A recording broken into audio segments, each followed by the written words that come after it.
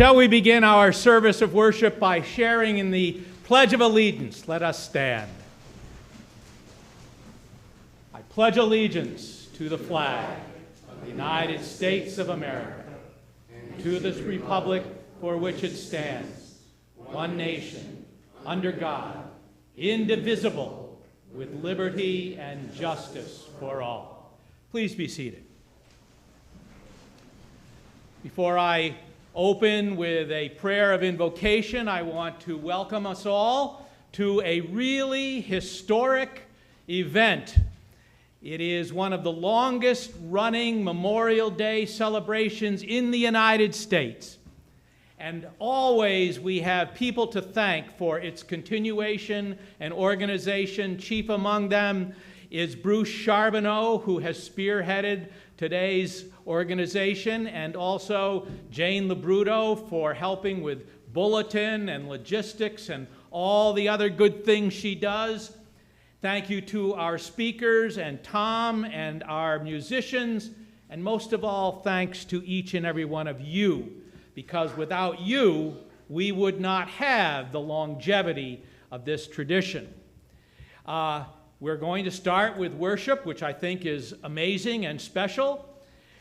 We are contemplating a parade, which means that at the end of the service, we're going to put it up for a vote in good congregational style.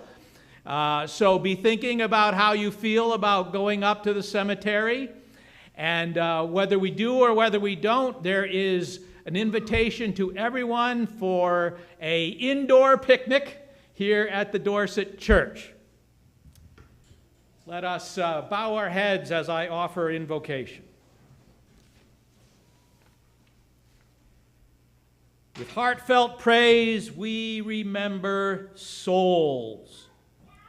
The souls of those who gave their lives in protection and progression of the values we hold dear: freedom, democracy, justice, and loving kindness in families, in towns, in societies. But on this day, we also gather to strengthen the soul of our community, to continue Dorset's historic Memorial Day tradition, to gather young and old to pass on heritage, to weave together ourselves in greater unity and reverence. So bless this event, O God. Bless our souls. Deepen our gratitude for our service women and men. Safeguard those in faraway lands who secure us. Visit solace and hope to their loved ones at home.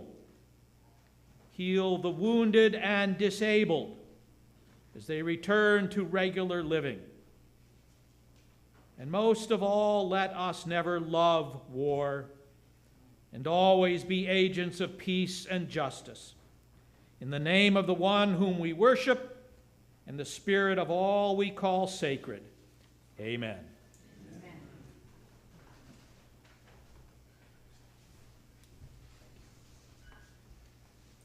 Good afternoon. My name is Bruce Charbonneau, and I'm very blessed to be that this is the 23rd year that we've had this ceremony. So, first of all, I'd like to welcome each of you to our Memorial Day celebration. This is our day in Dorset, when we honor those soldiers, airmen, sailors, Marines, and Coast Guard who gave their lives in the defense of our country. Listening to the radio the other day, I heard a country singer named Lee Greenwood. And it reminded me of what Memorial Day is really all about. I'm proud to be an American, where at least I know I'm free.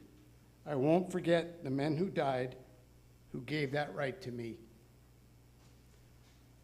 This Memorial Day, we honor all those ordinary people who ascended to the extraordinary by picking up the tools of war in the name of freedom. Some died in combat, others from wounds afterwards, and still others after a time of living in peace that they fought so hard for to win. At this time, I'd like to ask everyone in the audience today who has served our country and our armed forces to please rise. And as we go around this special group, please share with us your name, the branch you served, and the years you served. So at this time, if you've served, could you please rise?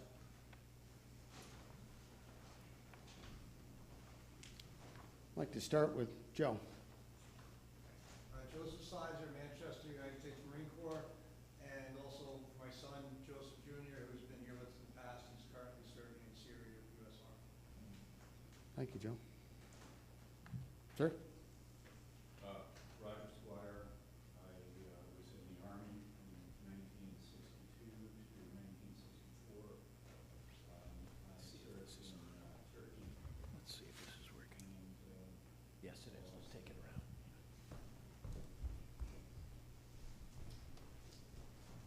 Sorry, Joe. My name is John Pitcher, and I was in the Army, and I served in 101st Airborne in Vietnam from May of '69 to June of '70. Thanks, John. Thank you. Do you want to speak again? Dick Kloss, served in the United States Army and discharged in 1967. Orland Campbell served in the United States Army from 1963 to 1967, Vietnam, Thailand, Taiwan. Bill Childs, U.S. Navy, 1955 to '59. Brooks Robbins, U.S. Army, 1956, active, followed by 4 years in the reserves, discharged in '62.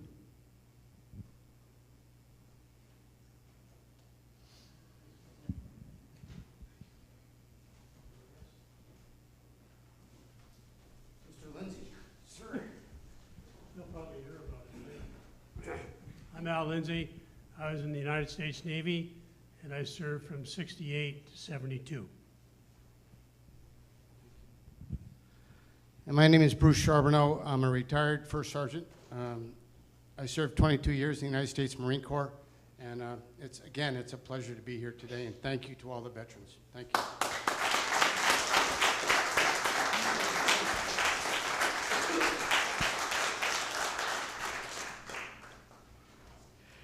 Shall we sing our opening hymn, My Country, 'Tis of Thee? The words are printed in the bulletin.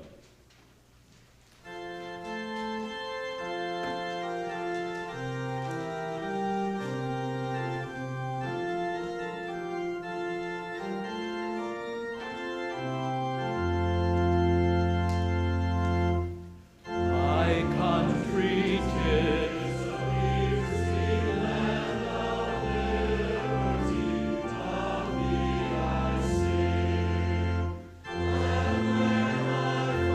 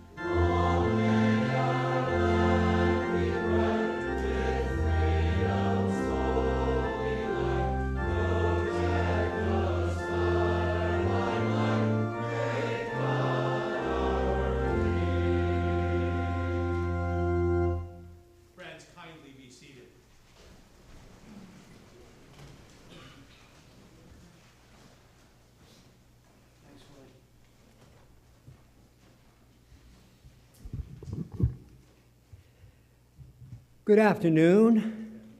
Let me preface my duties here today with a sincere and respectful thank you to all the veterans who previously stood that are here today, and of course, in the spirit of Memorial Day, those who are not with us today because they gave their lives to defend our freedom.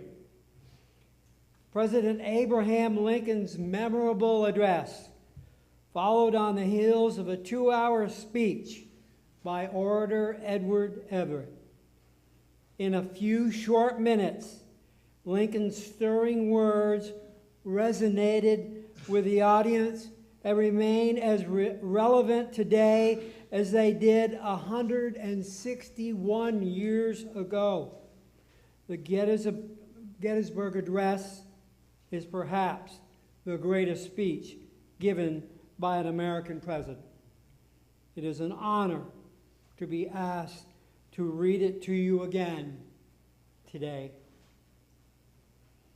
This is a speech on the occasion of the dedication of the National Cemetery in Gettysburg, Pennsylvania, November 19th, 1863. 77 years ago, our fathers brought forth on this continent a new nation, conceived in liberty and dedicated to the proposition that all men are created equal. Now we are engaged in a great civil war, testing whether that nation or any nation so conceived and so dedicated can long endure. We are met on a great battlefield of that war. We have come to dedicate a portion of that field as a final resting place for those who here gave their lives that the nation might live. It is altogether fitting and proper that we should do this. But in a larger sense, we cannot dedicate, we cannot consecrate, we cannot hallow this ground. The brave men, living and dead, who struggled here have consecrated it far above our poor power to add or detract. The world will little note nor long remember what we say here, but it can never forget what they did here.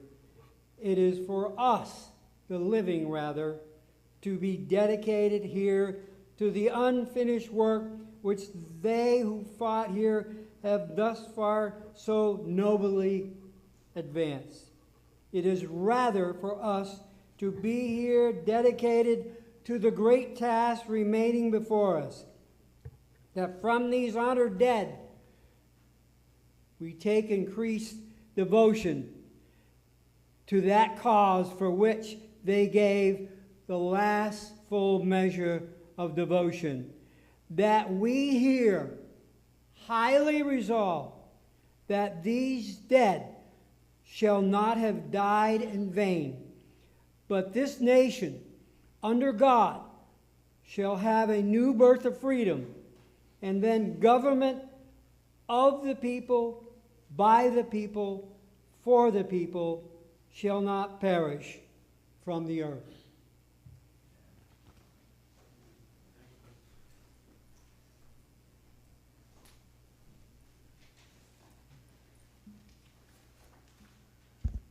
Good afternoon, everyone. Before I start to list the names of the soldiers that served their country and died for their country, I'd just like to tell you a quick little story. I started working here 25 years ago, and Jim Gilbert used to read the roll call, as I believe he was the one who put it together. And then after a while, when Jim was no longer able to do it, he passed it on to Peter Davis. And just a couple of years ago, Peter Davis said, "Oh, Jane, you're going to be here forever. Can you be the person who reads the roll call?" And so I think it was such an honor to be asked as a woman who didn't serve to be able to read the roll call. And I just want to give a moment to Peter Davis, who passed away this year, that he gave me the honor of giving me the roll call. And so I begin. William Crandall died of yellow fever on his way home from war with Mexico in 1848. Charles B. Tufts died of pulmonary tuberculosis December 8, 1861, in Camp Griffith, Virginia. Ebenezer L. Beebe died of typhoid fever January 21, 1862, Nelson Hill Hospital Camp, Griffin, Virginia. Benjamin F. Stafford died of disease February 2, 1862, Camp Griffin, Virginia. Louis Campo, killed in action June 29, 1862, Savage Station, Virginia.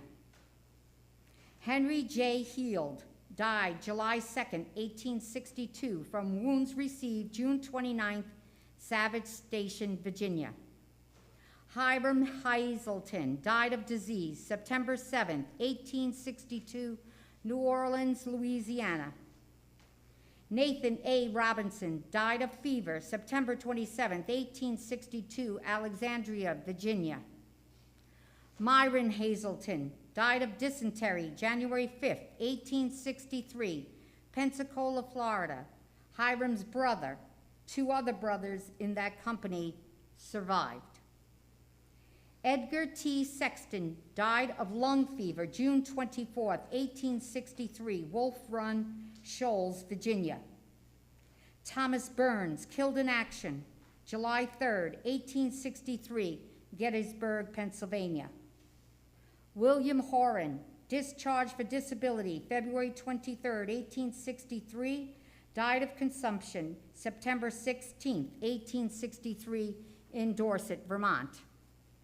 John McEwen died of typhoid fever January 7, 1864, Regimental Hospital, Fort Slocum, Washington, D.C. John Potter died of typhoid fever January 9, 1864, Regimental Hospital, Fort Slocum, Washington, D.C. Herman Jones died of rheumatism March 15, 1864, Regimental Hospital, Fort Slocum, Washington, D.C. Waldo E. Barrows and Horace S. Hill, both killed in action, Battle of the Wilderness, Virginia, May 5, 1864. Henry Cota, killed in action, May 12, 1864, Spotsylvania, Virginia. William W. Harwood, killed in action, June 5, 1864, Cold Harbor, Virginia. Marquis D. Smith died August 1, 1864, Petersburg, Virginia, of wounds received on July 30th. Mark H. Smith died of wounds August 1st, 1864, Petersburg, Virginia. Bella Fisher died of disease August 21st, 1864, U.S. Hospital, Alexandria, Virginia. William Jackson Fuller, captured June 29, 1864, Petersburg, Virginia, died August 25, 1864, prison camp, Andersonville, Georgia. Andrew J. Sprout, captured May 12, 1864, Spotsylvania, Virginia, died of chronic diarrhea September 4, 1864, prison camp, Andersonville, Georgia. Allen W. Lake, died in service September 22, 1864, U.S. General Hospital, Montpelier, Vermont. Edward McEwen, captured June 14, 1864, Virginia, died of disease September 22, 1864, prison camp, Andersonville, Georgia. William Colvin, captured June 23, 1864, Wheaton Railroad, south of Petersburg, Virginia, died October 18, 1864, prison camp, Mullen, Georgia. George Stannard, wounded June 3rd, 1864, Bethesda Church, Virginia, and September 30th, 1864, Poplar Spring, Georgia, Virginia, died of wounds October 21st, 1864. Silas Reed, captured August 21st, 1864, near Petersburg, Virginia, paroled, died of disease October 24th, 1864, Camp Parole, Maryland. Walter Nichols died of typhoid fever December 18th, 1864, Winchester, Virginia. Gilbert Thomas died of chronic diarrhea December 22nd, 1864, Baltimore, Maryland. Henry R. Dunton died January 23rd, 1865, Post Hospital, Columbia, Tennessee. Charles Horace Nichols, absent sick from 1864, discharged for disability February 21st, 1865, and died of chronic diarrhea March 13th, 1865. Medad Peck died April 17th, 1865, Washington, D.C., of wounds received April 2nd in Petersburg, Virginia. Nelson D. Chapin, hospitalized November 20th, 1864, for recurrent fever, died of chronic diarrhea April 24th, 1865, City Point, Virginia. Edgar Bryant, discharged for disability June 19th, 1865, died of dysentery July 17th, 1865, in Dorset, Vermont. Richard Sykes Lee died of disease August 19th, 1917, U.S. Naval Hospital, Brooklyn, New York. William McNamara died of pneumonia October 4th, 1918, Fort J, New York.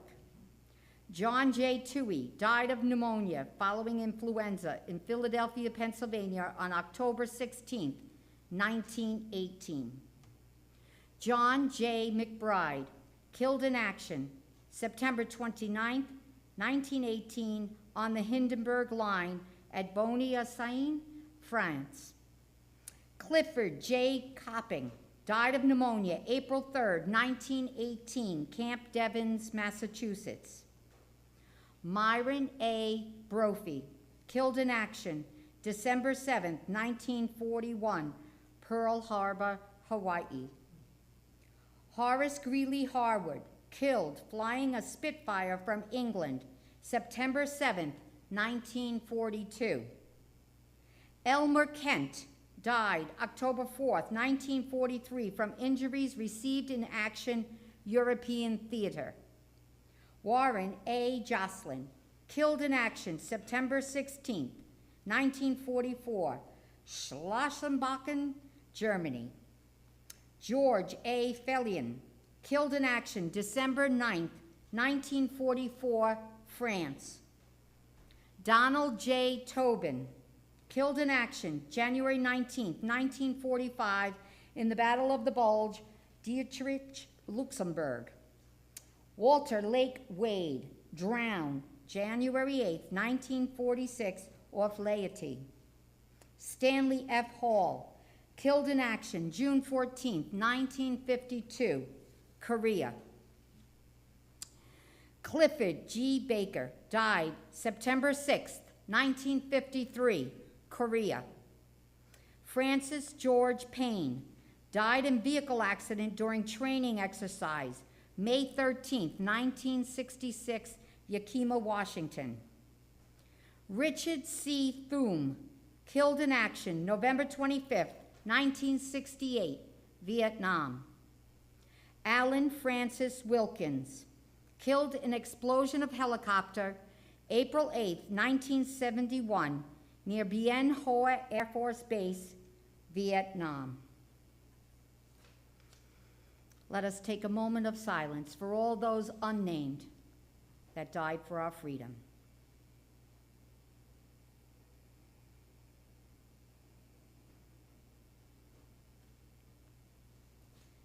May their souls rest in peace. Amen.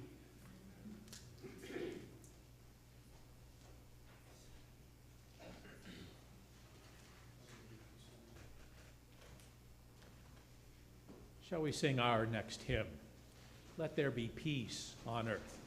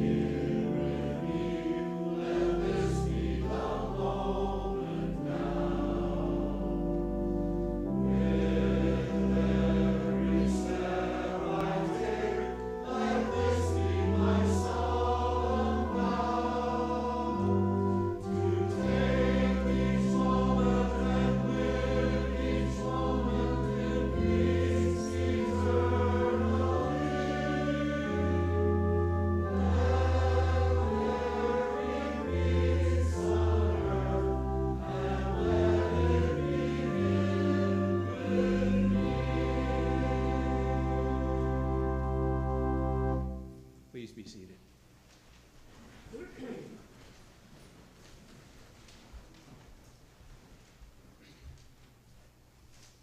In Flanders fields. In Flanders fields the poppies grow, between the crosses, row on row, that mark our place, while in the sky the larks still bravely singing fly. Unheard amid the guns below, we are the dead, short days ago.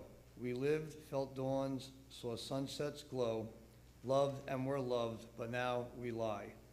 In Flanders fields, take up our quarrel with the foe, to you from falling hands we throw. The torch be yours to bear it high. If ye break faith with us who die, we shall not sleep, though poppies blow in Flanders fields.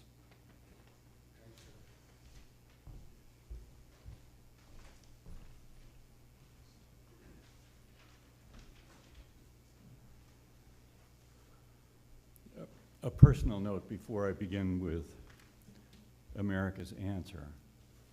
My father was born in 1890. I know you won't believe that because I'm such a young man. but it's true.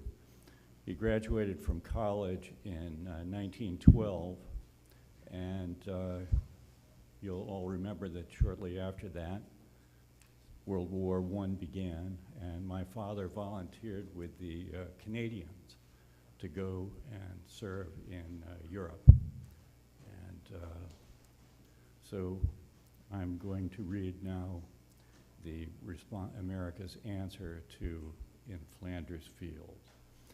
In Flanders Field, the cannon boom and fitful flashes light the gloom, while up above like eagles fly the fierce destroyers of the sky. With stains the earth wherein you lie is redder than the poppy bloom in Flanders Field. Sleep on, ye brave, the shrieking shell, the quaking trench, the startling yell, the fury of the battle hell shall wake you not, for all is well. Sleep peacefully, for all is well. Your flaming torch aloft we bear. With burning heart and oath we swear to keep the faith, to fight it through, to crush the foe, or sleep with you in Flanders Field.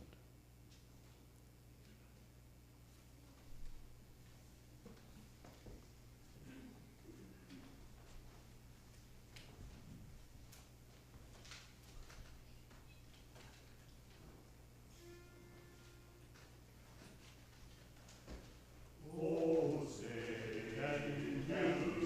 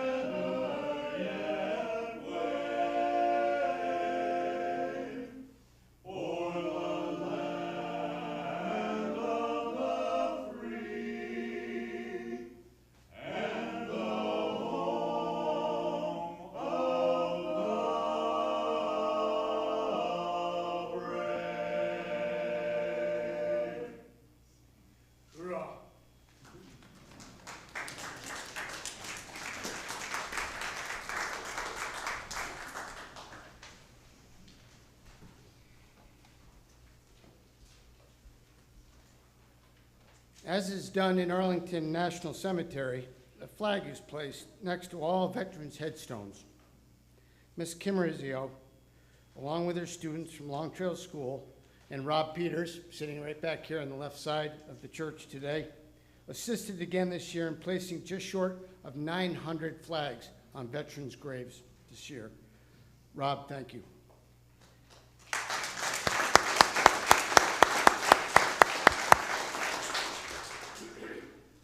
I wanted to take a moment of your time to extend a heartfelt thanks to Reverend Gray.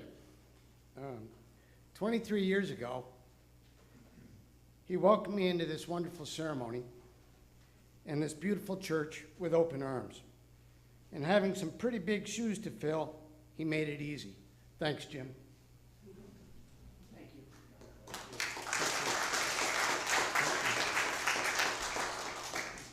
you. I'd also like to thank Mr. Salmon for providing our music here for the ceremony today, honoring all veterans past and present, and playing the organ and his bugle. Thank you, sir.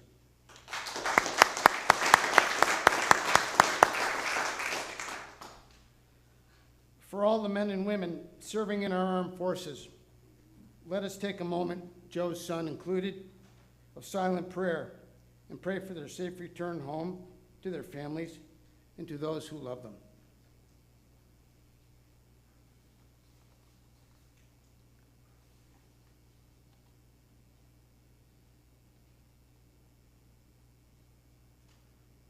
Thank you.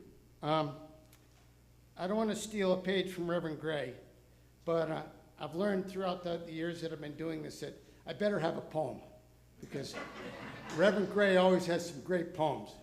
So Teresa and I were sitting up and we're trying to find a great poem, and I think we found one. So I'd like to share it with you at this time. I do not know your name, nor which battle you died. I do not know your home, nor the tears that were cried. I do not know where you rest, nor the promises broken. I do not know your uniform, and your fears lay unspoken. But I know your spirit exists, and that your courage is admired, and that your sacrifice is honored by each soul that's inspired. And I offer you from my heart, thank you to the guardians unknown for offering yourselves for all of us that we may keep freedom our home. God bless. Thank you.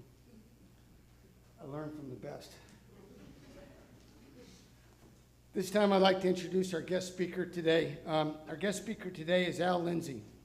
He was born and raised in Potsdam, New York, was educated at Middlebury College in 1968, and New York State Veterinary College at Cornell in 1977. He was an associate in 4 Vermont veterinary practices, and before retiring in 2013, Al was an associate in emergency medicine at Capital District Animal Emergency Hospital in Latham, New York, for 10 years. Between college and veterinarian school, that's quite a load, he was in the Navy and held the rank of lieutenant upon discharge. After Aviation Officers Candidate School at Naval Air Station, Pensacola, Florida, he was sent to Navigational School at Naval Air Station, Corpus Christi, Texas, where he earned his wings as a naval flight officer. Mr. Lindsay's final destination was Naval Air Station, Jacksonville, as a member of VW-4 Hurricane Hunters. During the hurricane season, his squadron was in Puerto Rico at Naval Air Station Roosevelt Roads. After his discharge, he spent 2 years in the reserves at Naval Air Division 2, located in Niagara Falls. It is my privilege today to introduce Al Lindsay.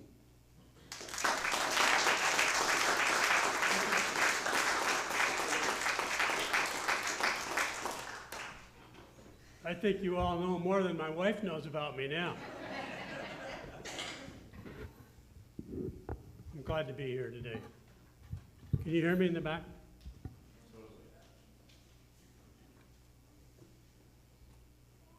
Who am I and why am I here? You have just learned the vital facts about me, but you have yet to find out what I believe in, what I stand for, and how that reflects on what Memorial Day means to me. It is and should be a day of remembrance and honor for our veterans who have died in service to our country. But I also feel it is a day to recognize all our veterans. Many more that did return home also made sacrifices and faced many challenges as returning veterans in service to America. When I was a young boy in Potsdam, New York, Memorial Day was a great day. There was a parade with a high school band, horses and riders all decorated in various themes of red, white, and blue, and us young kids riding our decorated bikes with red, white, and blue crepe paper woven through the spokes of the wheels and streamers on our handlebars. We had to dodge the road apples donated by the horses in the parade. The parade ended at the village green with a ceremony of presenting a wreath, a gun salute, and the playing of taps, much like what is going to happen here in Dorset today. Then there was a picnic and ice cream. To me, this was just a day of family fun, until one Memorial Day, I noticed during the playing of taps, my good friend's father, Russ Long, a large hulk of a man, standing at attention, hand across his heart, and tears flowing down his cheeks. I became aware that something more meaningful was going on. There was a deeper sentiment than just having a celebration. I learned later that he was a Marine veteran of both Guadalcanal and Iwo Jima. Mr. Long was remembering, mourning, and honoring the brave men who sacrificed so much for their country. It left an indelible mark on his life. Now, neither my father nor grandfathers were veterans, so I had no direct connections to the fraternity of veterans and the deeper meaning of Memorial Day. My dad was classified, in fact, 4F in World War II because of a bout of childhood polio. Instead of being drafted, he was asked to teach navigation to aviators in training because of being a math instructor at St. Lawrence University at the time. Of course, as I grew up and became a veteran myself, I realized the scope of Memorial Day. My hobby is genealogy, and I found that most of my male relatives during the Revolutionary War period were veterans, and miraculously, none that I know of were killed in combat, but of course, all made sacrifices. I found a few who served in the Civil War, and oddly none that I know of in World War I, World War II, or the Korean conflict. Many of my ancestors were farmers and teachers, and their occupations might have been considered essential to the war effort, or it just may be that they were not in the right age bracket. I am a veteran of the Vietnam era, but never was put in harm's way, unless you call flying at 1,500 feet over the ocean in the middle of the night, pitch black, torrential rain, howling wind. It makes you think about possible harm.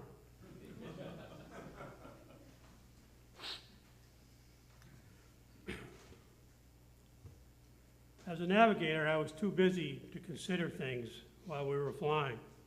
In case you were wondering why it was so busy, in 1970, there was no such thing as GPS. So navigation over open water was done by celestial navigation and a sextant. Don't misunderstand me. I know that combat harm is completely different, and the paralyzing and terrifying fear of combat engagement was nothing that I ever experienced. I can vividly remember sitting in front of the television with my fraternity brothers, watching and waiting for my draft lottery number to come up. It did, of course, and I was drafted along with countless others, and I know personally many who never came back and some that came back changed forever, both physically and mentally. My knowledge of Iraq and Afghanistan is limited to what I read or saw on the news because news media became so graphic. There was no escaping the events of that era. There was a significant change after Vietnam, and that was the number of women in the armed forces, and their new roles greatly increased. So what have I learned from my journey through Memorial Day? I know now that it is a celebration, but it's a solemn celebration. I know now that there have been many thousands of veterans throughout our history that should be remembered for the sacrifices they made and the contributions that helped to forge and defend our nation.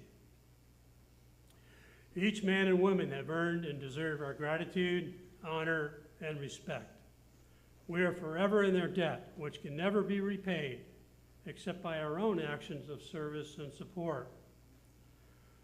When I first attended this local service over 30 years ago, I was so moved by its simplicity, its reverence, and celebration. I have never missed one unless I was out of town or on duty at the emergency hospital. I told Jim once I played golf.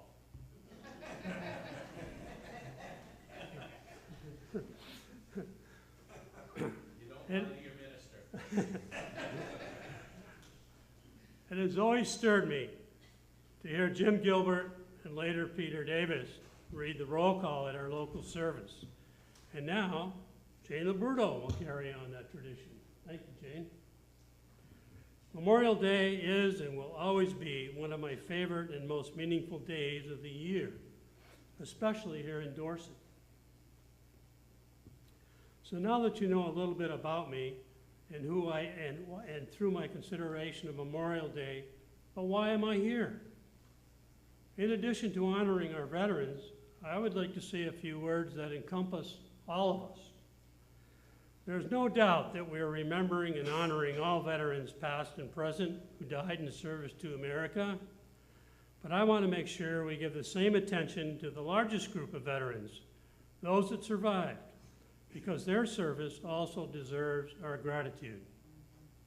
In addition, there is even a larger group of people that deserve veteran status, the friends and families that supported our veterans. We all know that we all know what collateral damage is, the loss of life and suffering of innocent men, women, and children because of war where they live. Certainly you have seen enough on television about civilian casualties in Ukraine, Gaza, Israel, Sudan, Syria, and many other places. The casualties of innocent people are bad enough, but many more suffer because they have been ousted from their homes and left without food, water, electricity, sanitation, and medicine. We think we are suffering when the internet goes down. Can you even imagine what these people are going through? All they want to do is live in their homes, go to work, send their kids to school, have a family meal, and worship in peace and safety, but cannot because of oppressive government regimes or terrorist activity. It is notable to remember that 9/11 was an act of terror and totally intentional collateral damage. Recovery, if it is possible, could take years. These innocent people are veterans of a kind, in my mind. There's another group of people that are, to me, collateral damage, and this refers to you sitting out there in the sanctuary today. I would rather call this collateral consequences, because it is not always damaging. Collateral consequences can be positive or negative. These consequences are a change in plans, an interruption in life, an altering of goals, a new lifestyle, or a completely new set of challenges because of being a returning veteran to families, both personal and extended. I would wager that every one of you has been affected by a veteran directly or indirectly. Think about families forever changed by the death of a family member who is a veteran. It seems to me more devastating than a loss through accident or illness. A family with the unexpected loss of a son or daughter finds that suddenly there's a single spouse with children to care for, maybe a romance that never came to fruition, and children that were never born, possibly a business, a classroom, a pulpit, or a team left with no future leadership, a void that needs to be filled somehow. But how? Then there is a group of people that need to adjust to the return of a veteran. Most of the time, this adjustment just takes time and understanding, and life gradually progresses back to normality with a few bumps along the way. But many times, this is not true. A veteran can return with physical or mental challenges. How does a family adjust to a loss of limb, scarring from burns, inability to continue with marital intimacy, alterations and adjustments to education, occupation, a new handicapped living space, mobility issues, changes in social life, and routine family life have to be made? What about the veteran who returns with mental challenges, with depression that's so deep that it leads to chronic unemployment, alcoholism, drug addiction, domestic violence, divorce, and even homelessness? You are the people that rendered support, helped in many ways to meet these devastating challenges. The family, the spouse, the teacher, the coach, the clergyman, and the counselor all make tremendous efforts and adjustments in support for this veteran. Excuse me. It takes understanding, patience, strength, and time to give the support needed while all the time trying to carry on a normal family life. Most times there are great rewards in this effort, but there are times when hope is lost. You people out there who have been touched by collateral consequences are veterans also. Heroes for helping those we love on the long journey to health and wholeness made possible by your efforts. So why am I here today? I'm here to thank my fellow veterans for honoring me today. I'm here to give my gratitude to you veterans for your service to America. I am here today to give thanks and appreciation to you civilians who have given love and support to your families and friends facing collateral consequences. Of course, we are all here to remember and consecrate the lives lost. All of you, all of us here, veterans, on this Memorial Day. Thank you.